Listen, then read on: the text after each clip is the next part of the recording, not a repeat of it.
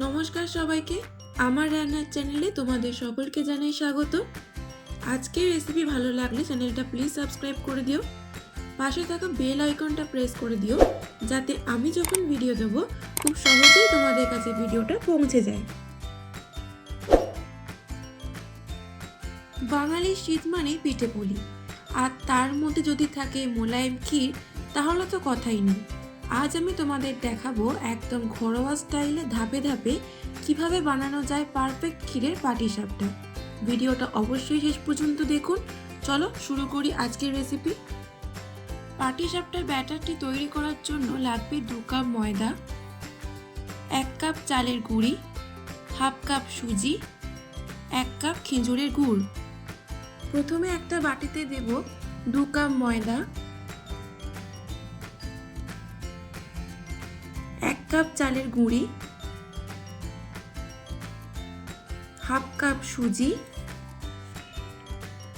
সামান্য নুন, 1 কাপ খেজুরের গুড়।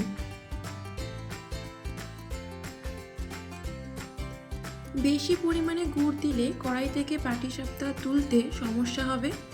এবার সব কিছু অল্প অল্প উষ্ণ গরম দুধ দিয়ে মিক্সড করে নেব। দুধ যেন অবশ্যই উষ্ণ গরম থাকে। ব্যাটারটি যেন খুব পাতলা বা মোটা না হয়। 30 মিনিট ব্যাটারটি ঢাকা দিয়ে রেখে দেব।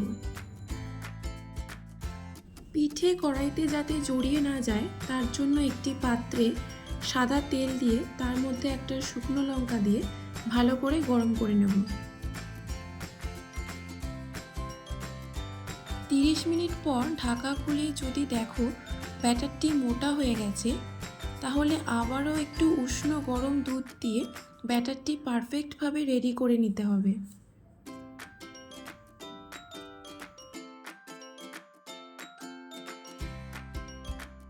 এরপর যে তেলটি তৈরি করলাম সেই তেলটি দিয়ে কড়াইতে অয়েল ব্রাশ করে নেব। তারপর পরিমাণ মতো ব্যাটার কড়াইতে দিয়ে পাতলা করে ছড়িয়ে দেব।